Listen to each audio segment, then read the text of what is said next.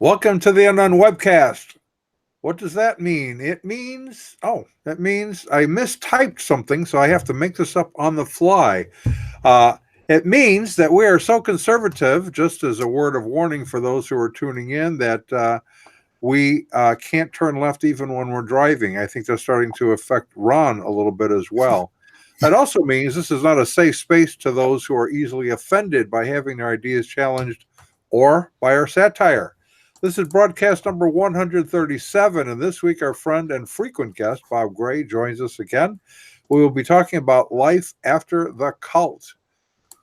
My name is Don Vino. I'm president of Midwest Christian Outreach, Inc. in Wonder Lake, Illinois, which produces the Unknown Webcast.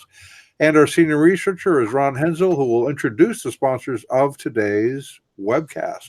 And here's Ronnie.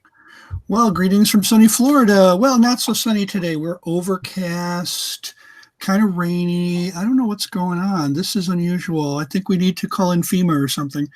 But, the palm tree did come out. He saw a shadow, and we have 12 more months of summer.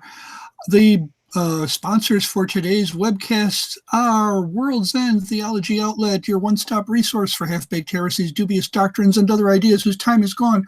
World's End Theology Outlet. And Where's the Outrage? The new the new board game where the woke shall inherit the earth.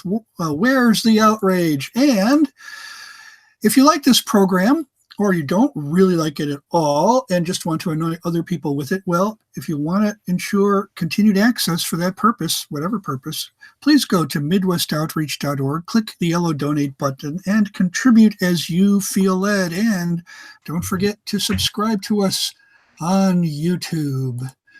Back to Don and Bob, our guest. And Bob, our guest. And I am trying to...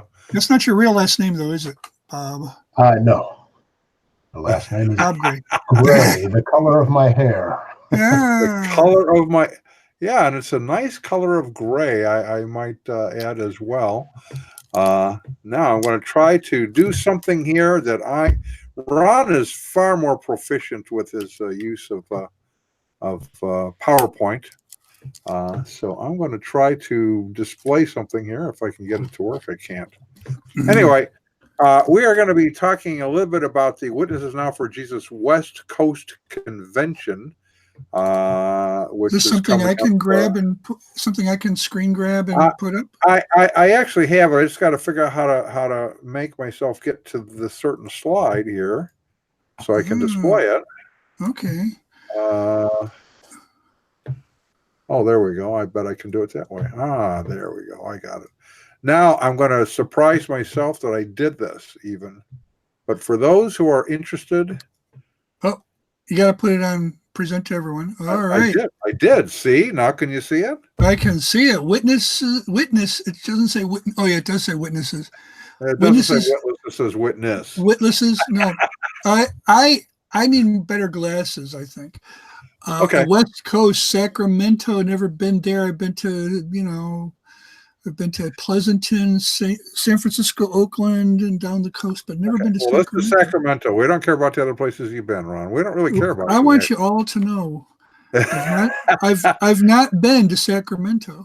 April 26, 27, 2019. Robert, if they want further information, where would they go for that? Our new webpage with a simplified URL, it is WNFJ.org. WNFJ.org. And you also have a Facebook page, I noticed. We do. It's Witnesses Now for Jesus. Yeah, Facebook. So you can go to those two places, and that'll get you what you need. Absolutely. And unlike Ron, I have been to Sacramento. What's I went to the first annual. It's a neat place. I kind of liked it. It was very flat, kind of out. The airport's out in the middle of nowhere. The old Sacramento's kind of cool because they've got all the stuff from the 49ers, the gold rush. They got a neat railroad museum and a train rider along the river and all of that kind of stuff. Plus all kinds of neat people who go to the Witnesses Now for Jesus conference. Well, that's what makes it great right there. Yeah. It definitely is. And I have been to Sacramento a lot when Joy and I were long haul truckers. We would drive in there in and out twice a week. But I've never flown in, so this will be interesting for me. We usually drive in and have to come out through Donner Pass to get up there, which is kind of a little worrisome in the wintertime. They have serious snow up there. So it's flat, but it's high elevation, is what you're saying. Yeah, it can be. Yeah. Yeah. And so we used to pick up produce up on the coast. It was interesting. It's a nice area. So we are talking, our topic really is what happens after you leave a cult or even a destructive religious group. How do you decide what to believe after that? And what are your choices, which are obviously many. One of them, I saw a story here a few weeks ago, and Bob reminded me of it in our discussions about this, about a conference coming up, the Welcome to the First Annual Christian Witches Conference. I'm not getting that all completely in here, but and when I first saw this, it was in a newspaper article, and the Christian witch, quote unquote, said that she was raised as a Christian. She knows all about who Jesus is, and that you can be a Christian and a practicing Wiccan, and has put together her little organization in their first conference in Salem, Massachusetts, April 15 through 21. As I read further, what I discovered is she was raised as a Jehovah's Witness.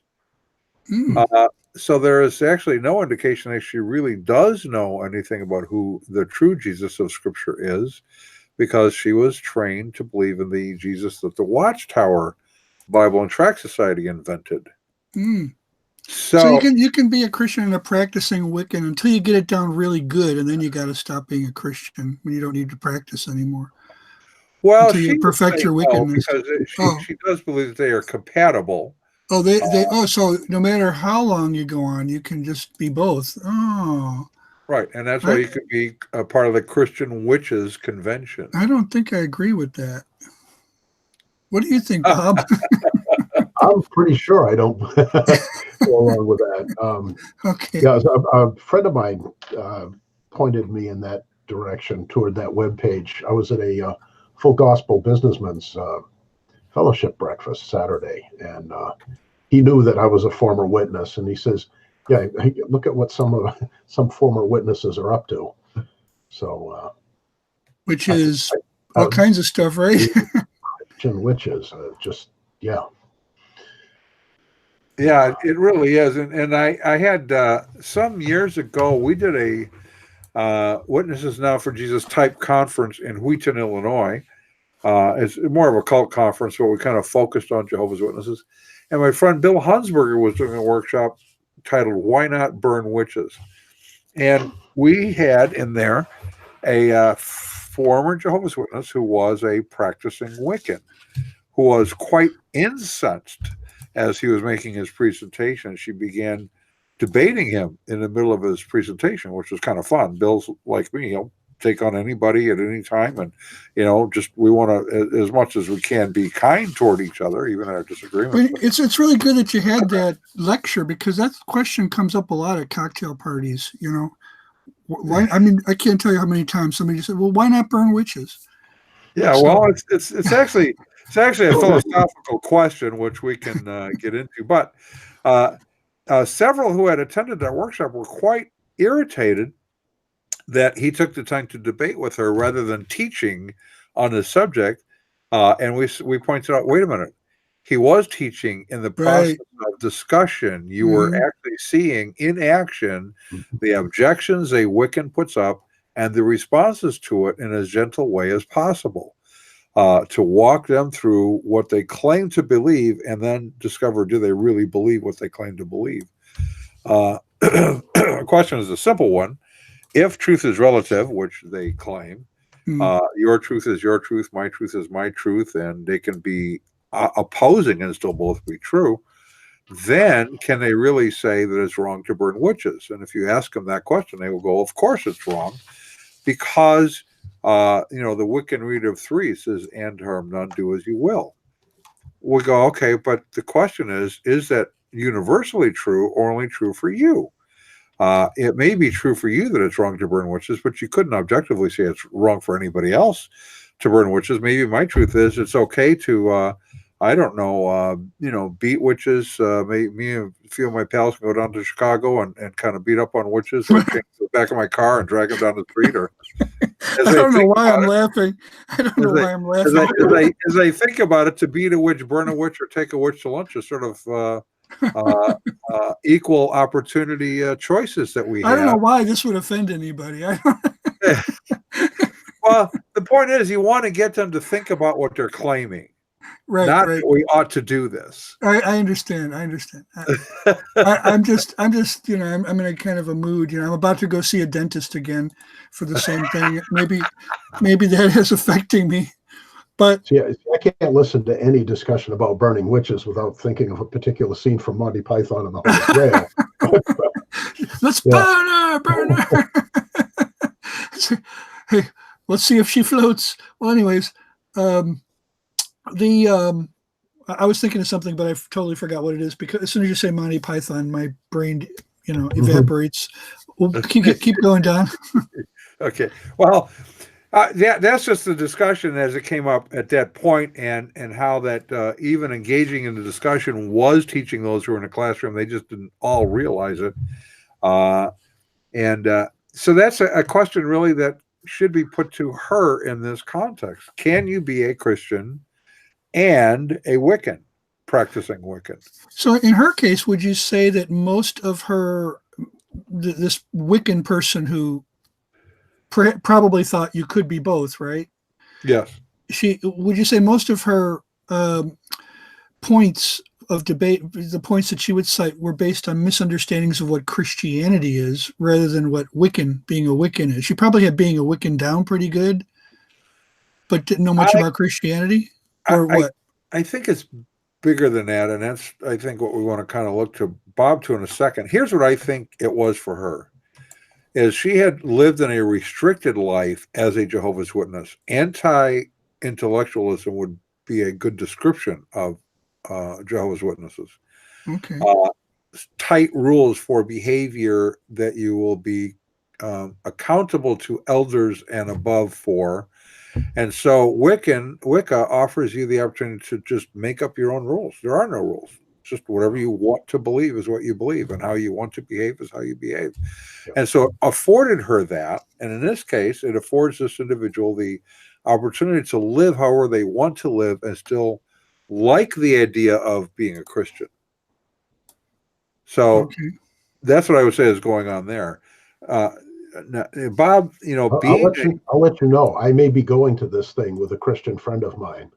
Oh, how fun! And talk to her. I run across, not so much anymore, but early in my ex-witness days, I ran into quite a number of ex-witnesses who became Wiccans. And I think a lot of what that's about is a personal sovereignty. That as a witness, you have little to no control over your life. And Wicca is really about gaining control over your life and gaining power. Hmm. And as a witness, they felt powerless. The process of leaving is traumatic, so they felt powerless through that. So this was one way of maintaining what they would consider spirituality and kind of taking control of their own lives at that point. I guess that's something I never thought of with respect to Wicca. Could you flesh that out a little bit? Wicca is about taking control of your life. Is that what you said? Well, that's one of I think that is the part of Wicca that draws some ex-witnesses in. I don't even. Yeah. In what sense is Wicca? Do they do that? I'm not totally familiar with Wiccan beliefs. Okay. I kind of stayed away from that sort of thing. I've got one friend of mine who, while she wouldn't say she's Wiccan, I think she really is. It's all about nature, and right. it kind of fits in with some of your Green New Deal kind of stuff these days. Okay. And that sort of thing. It really did. It does. We had a pagan on last December, I think. We want to try to get him back on again. Who wrote a book called Christo-Paganism. River Higginbotham is his name. And he would say, and several of them that we had met with at the Parliament of World Religions would also say that, yes, it's an earth religion. Some would like to claim that it goes all the way back to Egypt with Isis and so forth. So Wicca / paganism, they kind of go hand in hand. You have some that are Wiccans or within Wiccan groups, others that are practicing pagans. They have a lot of similar beliefs. And it is the opportunity for them, as Bob pointed out, to sort of take control of their own lives, because they can make up their rules. They can live according to the rules. There is no, if you talk to a practicing Wiccan, almost the first thing they will say to you, if you ask to describe what their faith is, they would say, Wicca for me is, and then they'll go on to explain it. Because they're not, for them, a universal, this is what Wicca is. They don't have a doctrinal statement, for example. Now, there are commonly held beliefs that you can start talking to them about, but you have some who are pantheistic. They believe everything is God. Some are polytheistic. They believe ISIS, for example. Most of the ISIS followers, Fellowship of ISIS, are more polytheistic. So you can kind of pick and choose what you want to believe, what you want to do, what you want your rituals to be like. Some can include sexual encounters, others won't. So it just depends on what they want to do. So in what we're talking about now, of course, has to do with some people come out of cults and they're just kind of like, they're wandering spiritually and they gravitate toward different things. I've met people, they gravitate toward just being, well, you have people go into atheism, of course, agnosticism. I've seen a lot of people go into something that, like you said, maybe this is the reason why it intrigued me, what you said about Wicca is this completely independent kind of brand of Christianity where I just meet with God over a cup of coffee and a newspaper on Sunday morning, or something along those lines. I get together with Christian friends. I don't believe in organized religion. I don't believe in the institutional church. So that seemed to be similar. And a lot of these people, they end up questioning everything, including, how do we even know that the books that are included in our Bible are really the ones we should have? Maybe they left some out that they shouldn't have. Maybe they put some in that they shouldn't have. Have you ever encountered any of that kind of thing? All the time. And more so recently than, say, 10 or 20 years ago. I was encountering that 10 or 20 years ago. Yeah. Well, I'm encountering it more and more with ex-witnesses. Oh, okay. Yeah. Oh, the books that were taken out of the Bible. Well, the truth is they were never there to begin with. Right.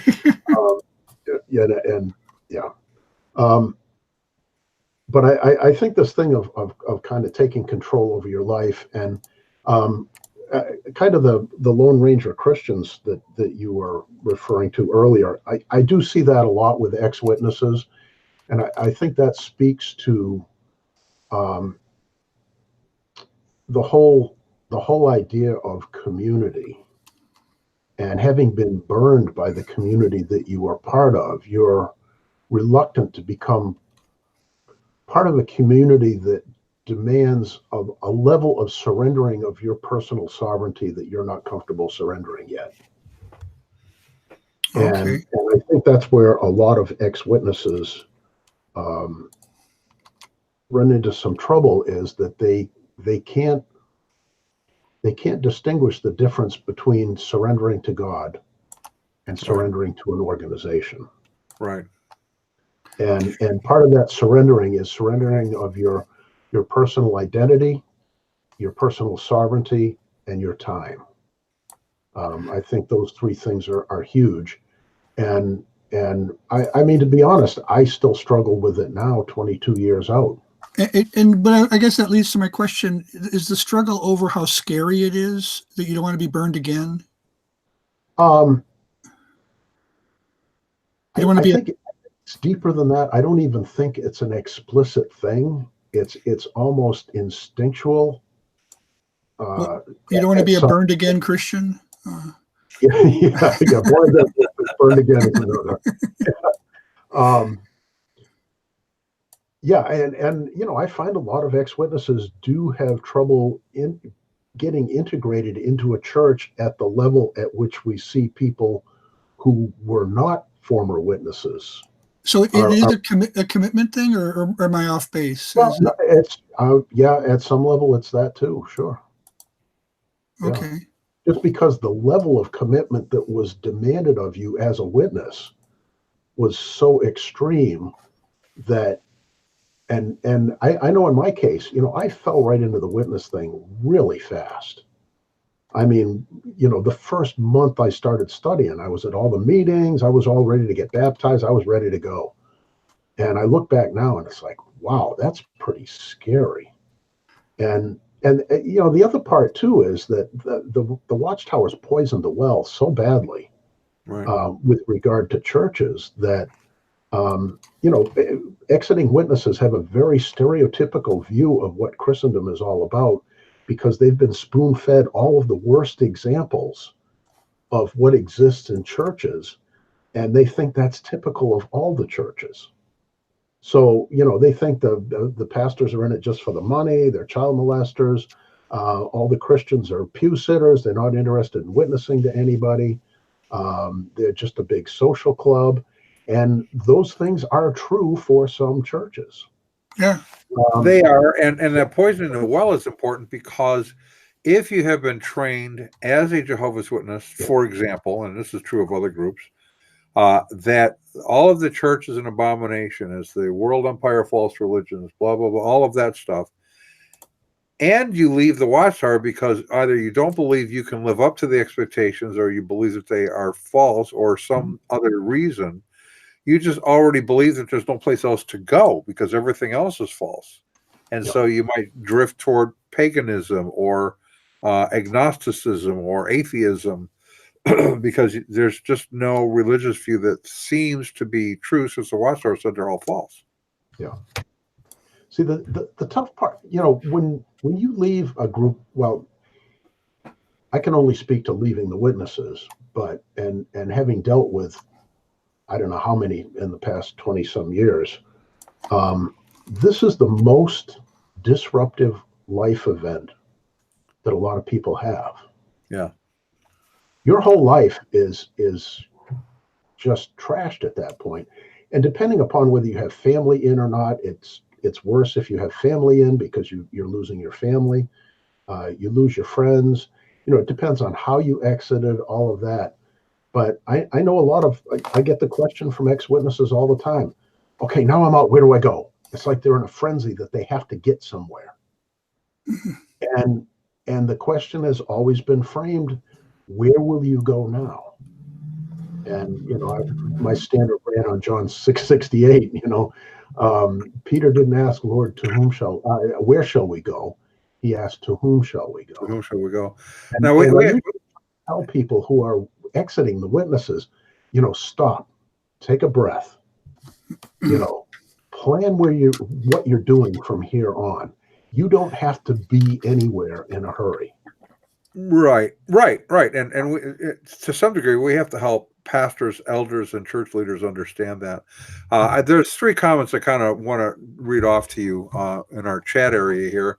Marlene says that when she left her NAR church, New Apostolic Reformation, they stayed out of church for 3 years.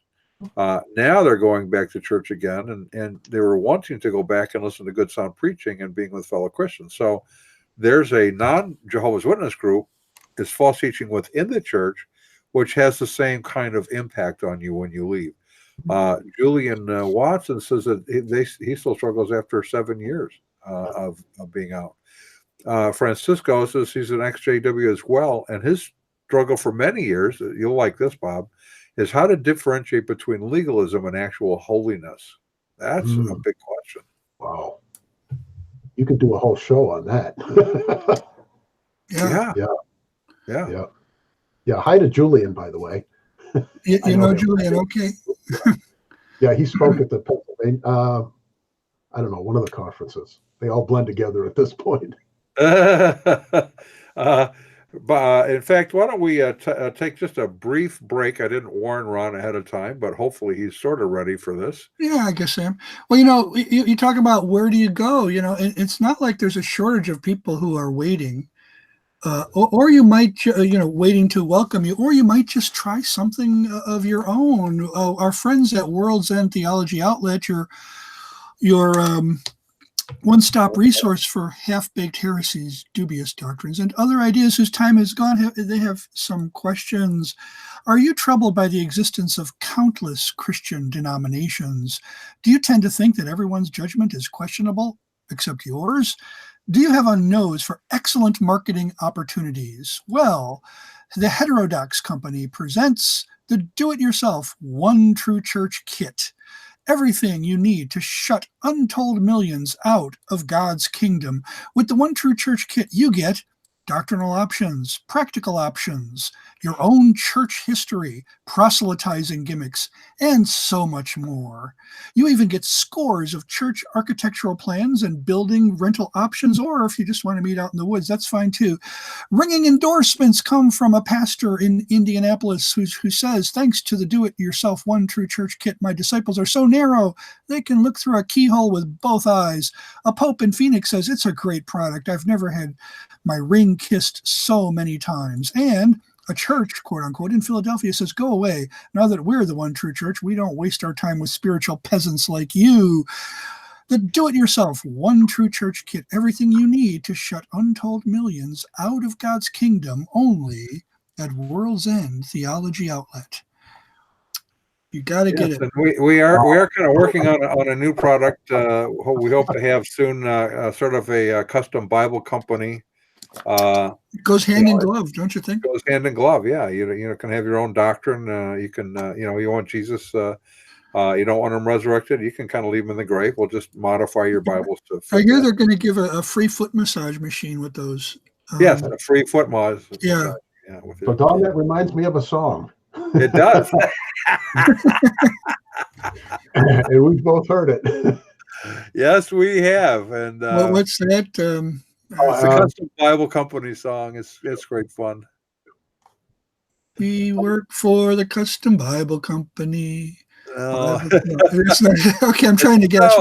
Let's see, Sacramento, California, April 26, 27, 2019. Bob will be there. I'll be there. Several others will be there. Many ex-Jehovah's Witnesses and others. Witness Now for Jesus West Coast. And you can go, where can they go for more information, Bob?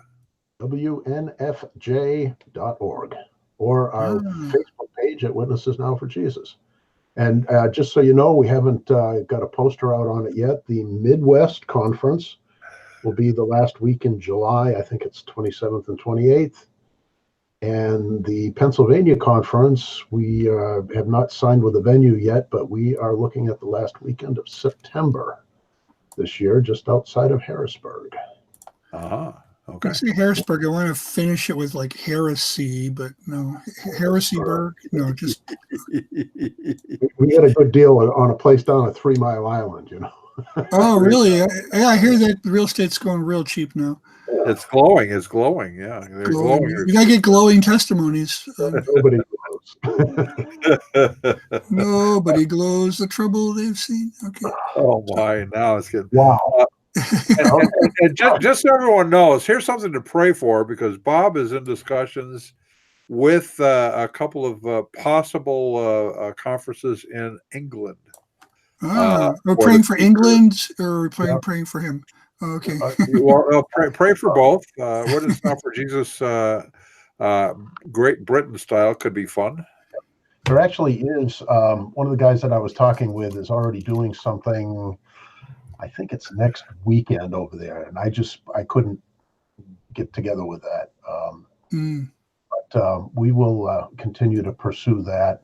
I'm also in discussions with a fair number of people on Facebook from Nigeria, and there's a lot going on over there. I mean, talk about a place that's a mess. And, do they have money they're trying to give you? That you're trying Oh, did you hear the latest I'm- the Nigerian scam? I'll just be real quick on this. They usually want to filter $27 million through your bank account. I'm Well, this contacting you about an important matter. latest one, it's only $3 million, but it's for a good cause. I don't know if you know, but there is a Nigerian astronaut that is stranded in space, and they're trying to raise $3 million to get him home. And the government can't afford. In Nigeria, we know how poor they are with all that oil. Okay, then. So he's stranded in space, lost in space. We need to get him back. So just contribute to the okay. They must really laugh as they make these up. I think that's where we are at the moment. Okay. Yeah. So let's kind of start reeling back here a little bit, because what happens after the cult? And we've sort of meandered around. Is it proper? And I think I liked Julian's question. He's has difficulty distinguishing sometimes between legalism and actual holiness. Is there a place? Is it proper for those who are Christians or those who are thinking about becoming Christians to challenge ideas? Is that proper? Whoa, I would hope so. No, just sizable. Well, think about it. Let's think about it from a JW standpoint, and you have a similar problem in some legalistic churches. Gothardism, I think, is a good example of that as well, where once your authority has told you what to believe, your duty is simply to believe it and pass it on to those below you in authority. You can't challenge it because God gave them the proper understanding. They then pass it on to you. So if you leave an organization like that and you think, okay, I might join, I don't know, a Presbyterian church or a Baptist church, or I might start attending.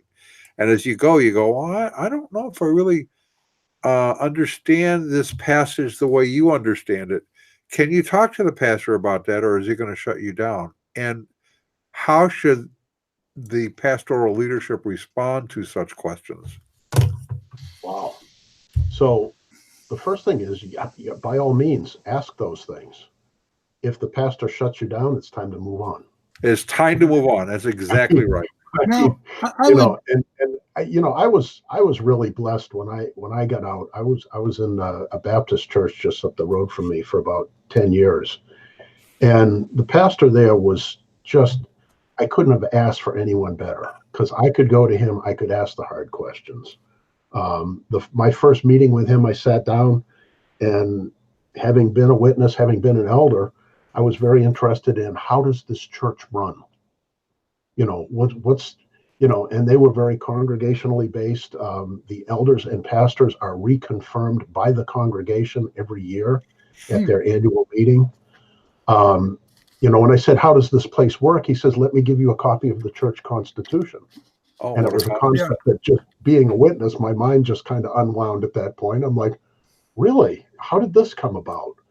And so I was able to ask him literally anything at that point. And he was very patient with me, led me through whatever I needed to figure out at that point.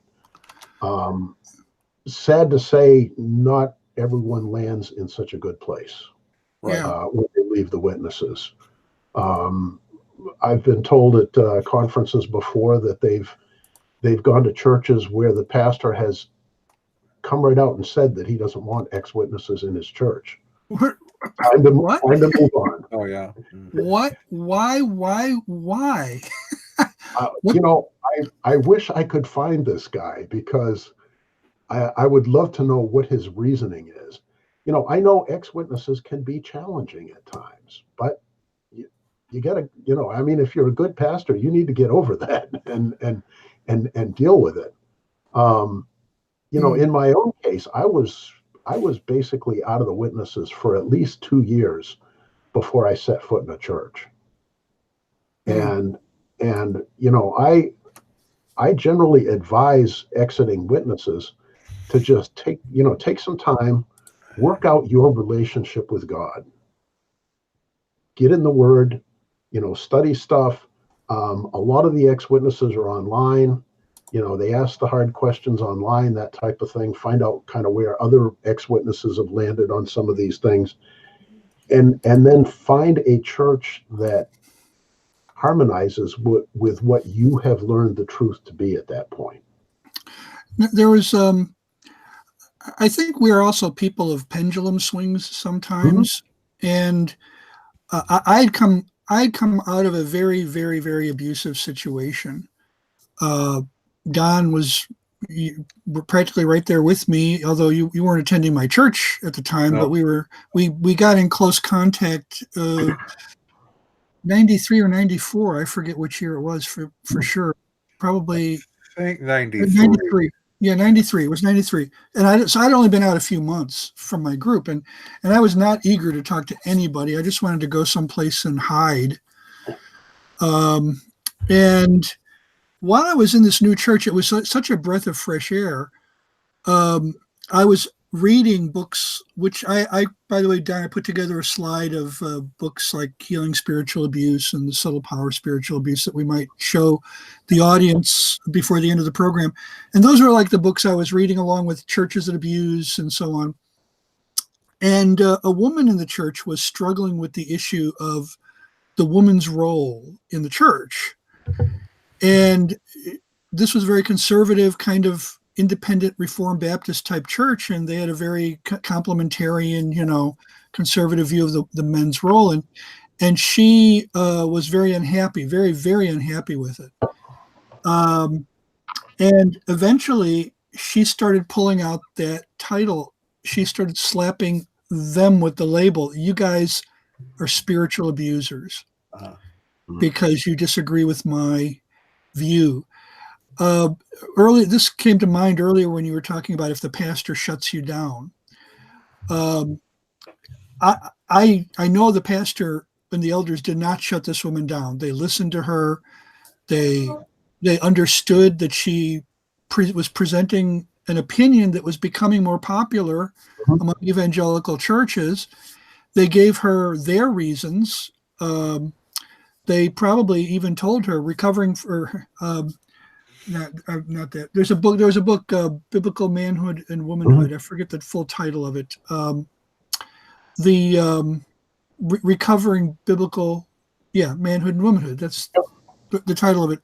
That was just released about the same time. They probably pointed her to that book. She ended up leaving the church, and I thought it was really sad that she was accusing them of being cultish and spiritually abusive because the church was holding on to a traditional doctrine that goes back 2,000 years in most denominations. So we have to be careful. What do we mean by shutting down? And, I would say a person is shutting down when they are not trying to, reason with you from the Word of God. They're citing their own authority. That's by the way, a logical fallacy. It's called the argument. It has a couple of names, argumentum ad verecundium, different Latin names, but basically argument based on, because I have a doctorate or because I'm a pastor, therefore I am right and you are wrong. Yeah. In the Jehovah's Witnesses case, the Watchtower would say, because we are God's organization, you are wrong, we are right. And that's an argument from authority. It's called a logical informal fallacy. Right. So, I just wanted to put that in. Well, so what I mean by shutting down is that they don't even allow you to ask the question. Right. That's right, and that would be something to run away from. Oh, absolutely, absolutely, yeah. And that's why I recommend that people just spend some time getting to know the God that they didn't get to know as a witness. As a witness, we thought we knew who God was and we knew a lot about God, but and most witnesses don't get the difference between knowing about God and knowing Him. Would you say maybe step one is get a different Bible? That's not a bad idea. I know I did. I actually ended up with a Catholic Bible, a New Jerusalem, because it uses Yahweh throughout. Oh, so that helped. That was so that was. It doesn't use it in the New Testament, though, does it? No, I don't believe so. Right, no, that wouldn't make sense. But to make it well, does the New World Translation use Jehovah in the New? Yes. 237. Yeah, I thought it did. But the American Standard Version translation, I don't know if it's still in print, but it's online in many places. It uses Jehovah in the Old Testament. And the witnesses used that translation for many years. And it's a good translation. Yeah. So, for someone who's leaving the group, I think one of the things you were saying is you don't have to give up your ability to ask questions. You should ask questions because deception is everywhere. Spiritual deception, just like buying a car, you can be deceived by a car salesperson. So you have to do your homework. For the church, my caution to them is to allow questioning and exemplify, how do I put this? Exemplify the ability to disagree agreeably. That is really important. I had a conversation 2 days ago with an individual, had been deeply steeped in New Ageism, Buddhism, that kind of stuff. Came out, became a Christian, but became very sort of fundamentalist in their views, although they're in a Lutheran tradition right now. And they raised a question to me that in an area where we would disagree theologically, but it's not heresy. It is maybe the way you practice the faith, or trying to answer the question of how God does stuff. But it isn't. You don't have to believe it to be a Christian. So it isn't like, the big five, let's say, the deity of Christ, the Trinity, the physical resurrection, the inspiration of Scripture. It has more to do with, a question of, I don't know, say baptism. Is it sprinkling or immersion or something else? And they kept pressing for a particular view. You hold this. I go, no, I'm not going to discuss it because you won't be happy with my answer. We don't have to agree on this issue. You want to get all wet. That's fine with me. If you want to get partially wet, that's okay too. Whatever you want to do. Because we don't take a position on that. And it was frustrating to him. And I kept saying, we need to be gracious in spite of our disagreements. His wife grabbed onto that. She said, I've never talked to anybody like this. It was frustrating to him because he wanted to be dogmatically on this view, and it had to be his way. So it sounds like what did they come out of? The Watchtower or something else? Well, they had actually come out of sort of Hinduism, Buddhism / New Age. They were deeply entrenched in New Ageism before they came to the faith. Which is interesting because none of those strike me as particularly authoritarian. Well, he went the other way because it was so loosey-goosey, let's say. Okay. He's sort of in my age group, so he was he's a crybaby boomer generation, and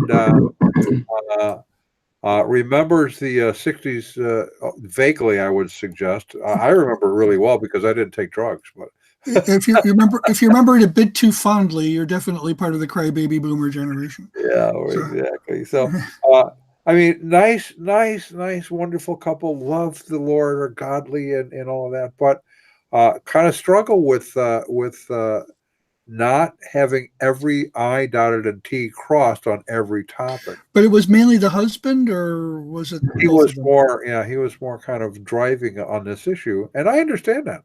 So I had to. My job at that point was to say, we can graciously disagree. This is really important. Yeah. We can graciously disagree.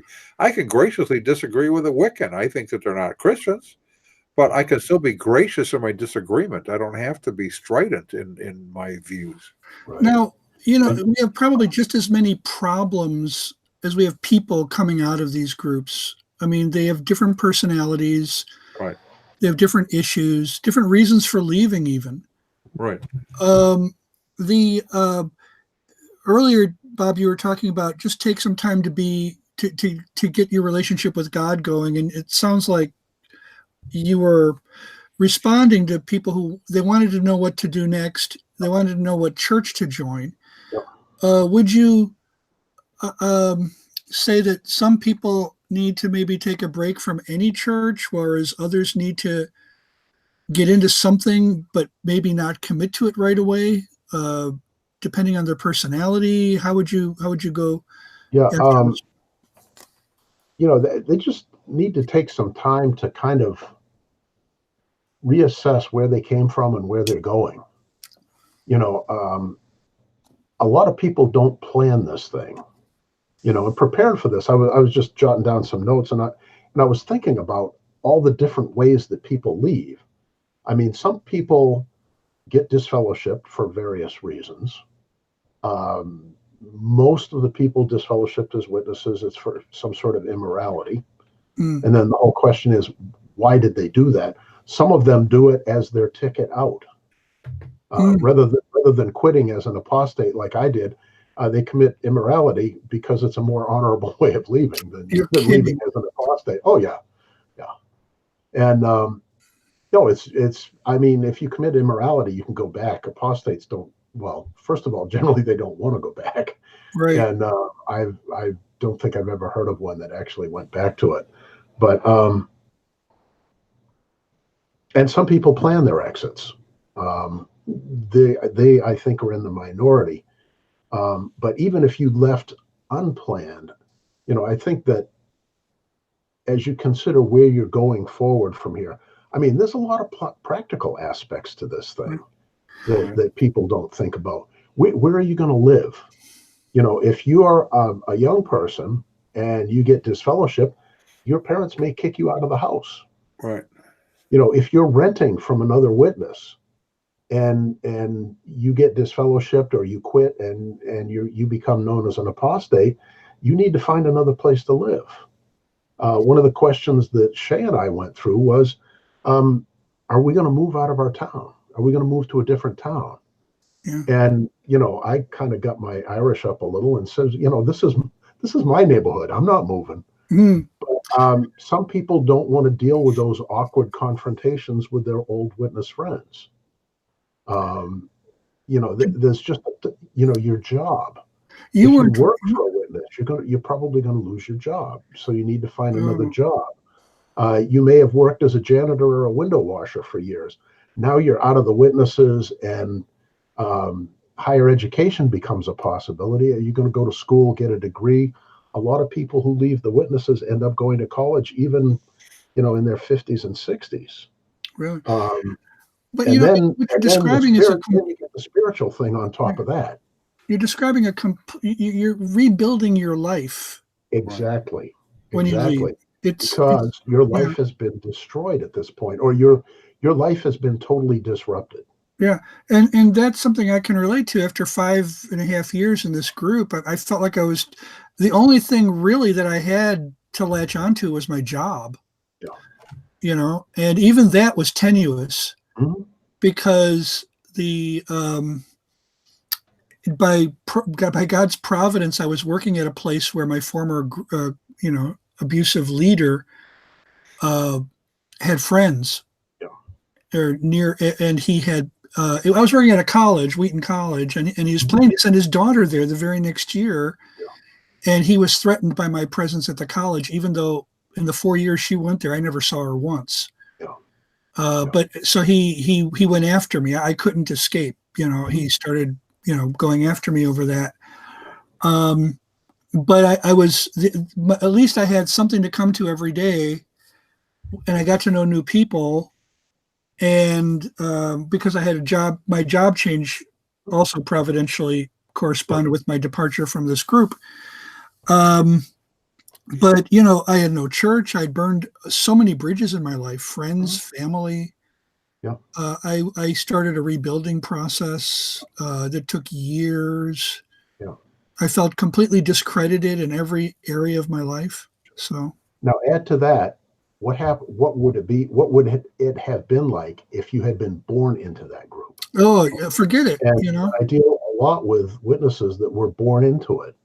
I mean, to some degree, if you were something before you were whatever, in my case, Jehovah's Witness, there was a me that preceded my time as a witness. And certain aspects of that I could go back to. The kids that were born into this thing, they don't have that. So their life is totally disrupted at that point. And they need to basically carve out for themselves a new identity. I worked with one family that your identity is tied to the group. And when you leave the group, now you need to come up with a new identity. I worked with one family. The woman had been a fourth generation. Yeah. The day that she decided to leave the watchtower, she lost 64 family members. It's like a plane crash happened. We'll never speak to her again. Everything that connected her to the world around her was withdrawn, with the exception of her husband and kids. Fortunately, her husband left when she did, so she had that at least going for her. But it took a long time to kind of rebuild and say, okay, what do I even think? What do I even believe about anything? I had one woman was on her way out. She had been like the star JW in her area when they did the annual conference. Her name was up on the billboard with pictures of her and her 6 kids. She went You're to kidding. 90 hours a month now. And 3 months later, she's on her way to the Witness Not for Jesus convention with us in the car and just asking me question after question after question. And on the way back, and she spent the whole weekend there, she received the Lord. On the way back, she's asking me other questions. I would say, okay, look up in, and I would give her a Bible passage, and she would read it. And I say, read it in context. I said, now tell me what it says. And she'd read it. And at one point, she said, is the grass even green? Is there anything I believe is true? Yeah. I have I mentioned earlier that I had prepared a slide of places to go in books. Now, some of these books I don't even know if they're in print. In particular, the two on the bottom, I'm pretty sure they're not in print, but I know that you can Google them and download free PDF copies that the author, Ronald Enroth, made available online. Both of these books, the bottom two, are free online books, Churches That Abuse and Recovering from Churches That Abuse. And I think, though, that the top two are still in print. Healing Spiritual Abuse by Ken Blue and The Subtle Power of Spiritual Abuse by Dave. Subtle Power of Spiritual Abuse is updated as well. If they go to our Facebook page and click on shop, it'll take them right to our bookstore and they can buy it there. Yeah, I saw there's a new cover. I think it's yellow or something, or maybe some other color. But these are, is there anything that I missed here that you would recommend other than the Bible? No, I particularly like The Subtle Power of Spiritual Abuse. That was good. Steve Hassan's book, Combating Cult Mind Control, I think the updated version actually does mention Jehovah's Witnesses, but I know the older copy that I had does not. Okay. And that's kind of an interesting thing. One of the things I did when I was on my way out is that I met with a group in Boston that consisted of former cult members from many different groups. We had Scientologists and Moonies and Hare Krishnas and Jehovah's Witnesses, and being in Boston, we had Christian Science, and there was a lot of value in me seeing the commonality of experience, even though the teachings were slightly different. Right. What we were going through leaving the group, there was a lot in common there. There have been times that I've used videos without having included the names of the group that people were in, and talking with other members of other groups. And in every case, they would turn to me and go, "That's my group," and I go, "Actually, it's not. It's and I would say what group it was." And they were shocked. We had one situation where a gentleman had contacted us to talk to his wife to get her out of the watchtower, and we said, "Well, okay, what are you going to take her to?" Because that's a big question for me. It isn't just leaving; it's what happens after you leave. He was an atheist, and so we thought, well, this is going to be, what are you going to take her to? He said, I don't care. As long as she's not a Jehovah's Witness, she can be anything else she wants to be. And then he persuaded her to come over, but he lied to her about who we were, which made us very uncomfortable. And so as we're sitting there, and I'm trying to figure out where to begin, it dawned on me, we started talking to him about the existence of God. Now, I did that intentionally because she was, cross-armed. She was not happy to be here, but suddenly she saw an ally trying to persuade her husband to believe in God so that he could become a Jehovah's Witness, obviously. In the process, and he was very frustrated because he wanted us to talk about the Watchtower. In the process, we talked about 4 other groups that hold identical doctrines to the Watchtower. never discussed the Watchtower one time. She ended up leaving the Watchtower a week later because those were all cults. It dawned on her she must be in a cult if she believes the same thing as these cults believe. Yep. So kind of like Paul standing up and saying, "I'm here because of the resurrection of the dead." Right. And they started a riot. Yep. We have one. Marlene says that she grew up Catholic, and when she left at 18, it wasn't a pretty thing. She says her parents were extremely unhappy, as she was considered a deserter of the faith. Regeneres says that Francis Schaeffer's books helped him quite a bit. Well, there you go. I can also relate to that story because I came from a Roman Catholic family. I don't think my experience was as difficult as hers, but it was hard. It was hard for my family, and I was a teenager. I'm not sure I handled it that well, just because of my own immaturity. But that hasn't changed. I know it explains everything, really. So yeah, it's leaving the Catholic Church though since the late 1960s, has really been a totally different ball of wax from leaving it before what was known as the Second Vatican Council. Yeah.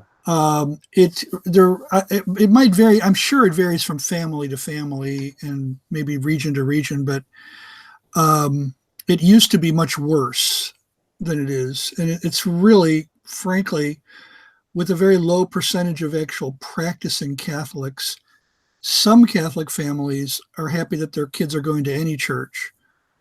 Yeah. I forget what the rate of actual participation is among people in this country. I think it's somewhere between a third and a half of people who call themselves Roman Catholics actually attend Mass on a weekly basis or semi-regular basis even. There's another aspect is as you're leaving a group, when you see a lot of things going on culturally, we have social justice warriors, we have now the new Green New Deal, you have all these kinds of things. And there seems to be a lot of angst and anger and that sort of thing. And yet, I think we have a sponsor that kind of speaks to some of these issues. Right. Well, since we're talking about people who are upset, why not? Let's do it. Okay. Have those boring family dinners become unbearably tedious? Do you wonder when someone will invent a board game that gives your life a real purpose? Do you want to be part of something bigger than yourself while remaining the center of your universe? Then we have just what you're looking for. Where's the Outrage? The game where the woke shall inherit the earth, unless, of course, they're white males. There is no unfair inequality promoting dice in the Where's the Outrage game. The rules for taking turns are very simple. Each player gets points for being in an oppressed group. Turns are taken in the order of the most points. So, for example, before you get there, next you choose a bankroller, also known as the game's George Soros. The George Soros distributes the game cards. Aren't those nice game cards? Okay, now we're going to start the game. Each player chooses a game piece and places it in the forward space. Well, we have a person who's going to go first because Briannold is African-American, Native American, non-binary, transgendered, and a former female. Now, we said there's no dice, so they just go wherever they want. In this case, to a Christian-owned bakery where Briannold grabs a free lawyer's card, plants an Occupy tent, and gets ready to take over. Later on, Briannold might find herself going, I don't remember what pronoun she used, through the just visiting session of the free speech zone because she doesn't need any free speech. She has an entitlements card, so she just blows off those fascist white supremacists and their free speech. And the game is just starting. Where's the Outrage? The game where the woke shall inherit the earth by the Real McCoy Gaming Company. And you need to get a copy of it. There you have it. Yes. Wow.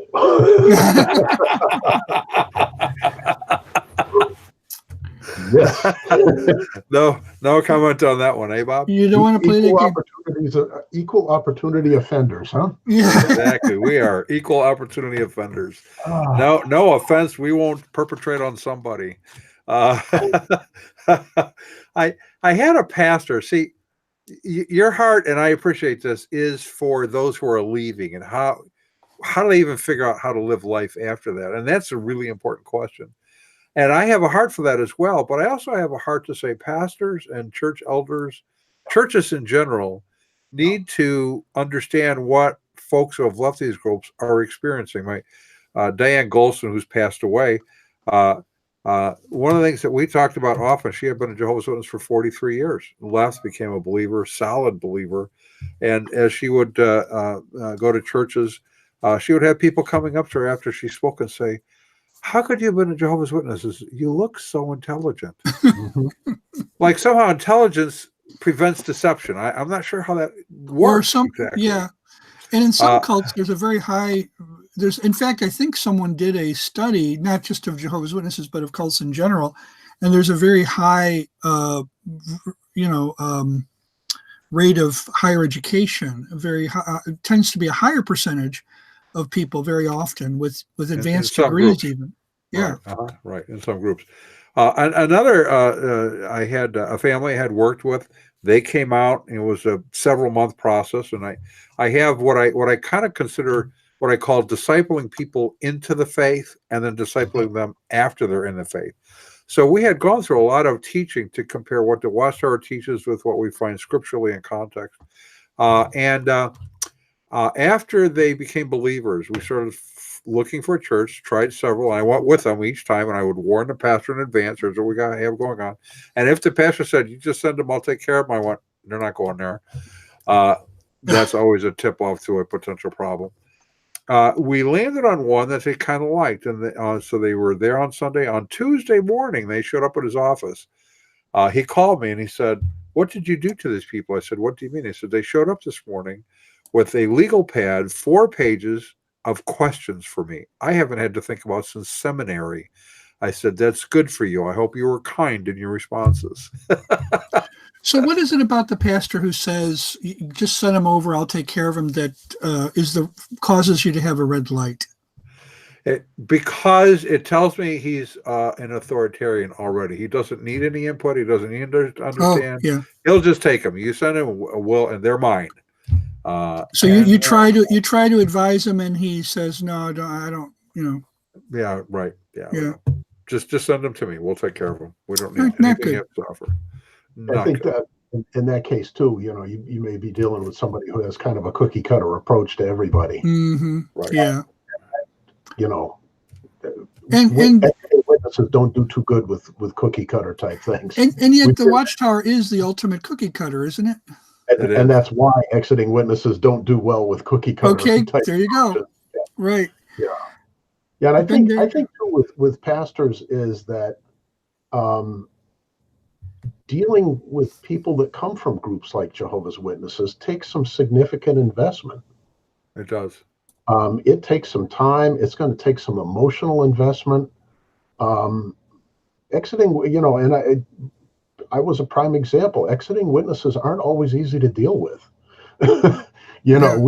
We can make you very uncomfortable with questions, and some people just aren't used to dealing with people whose lives have been disrupted to the degree that an exiting witness or exiting whatever other group are dealing with.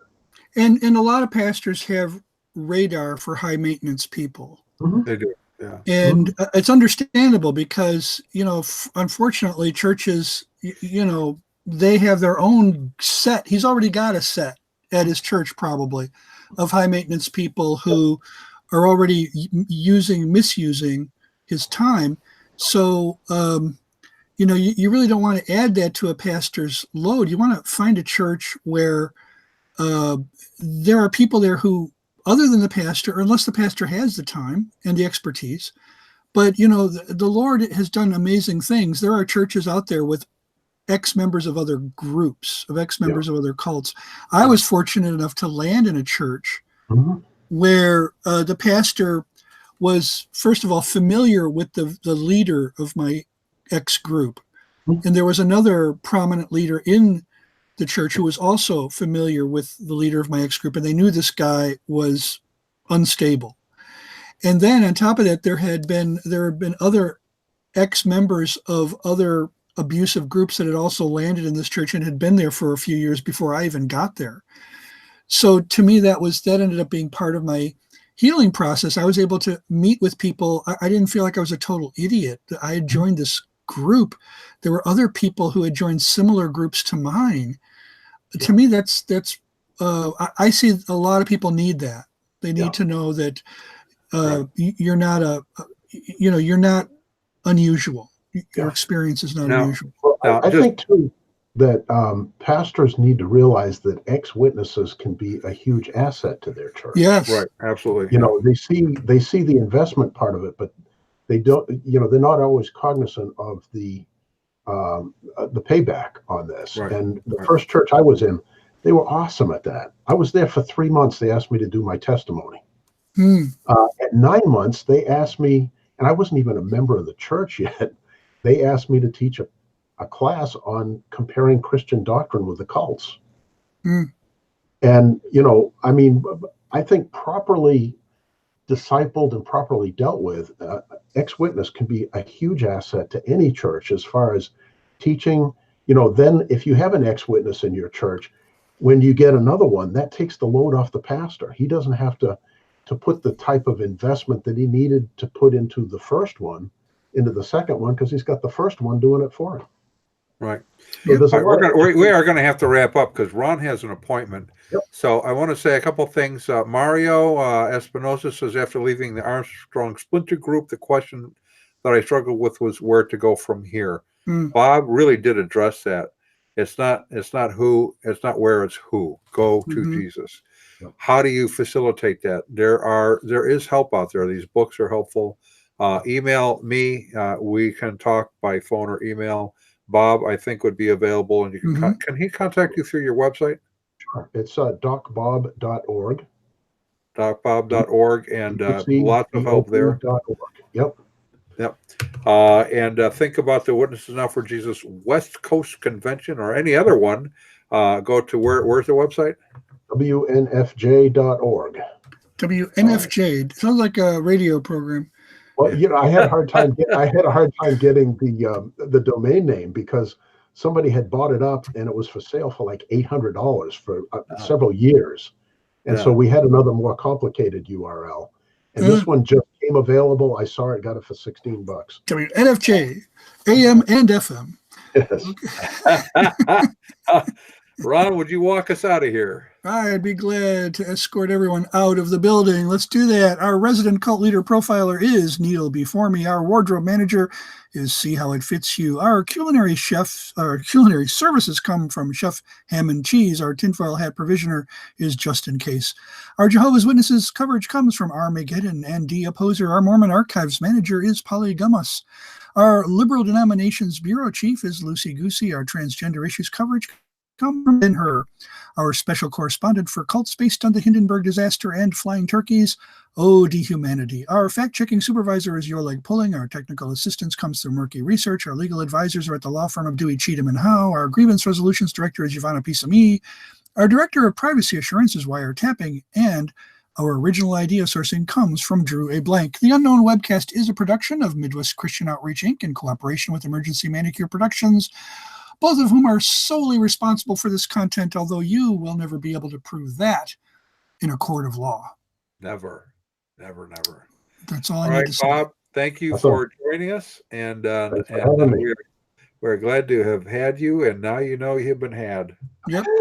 To the rest of you, adios. Adios.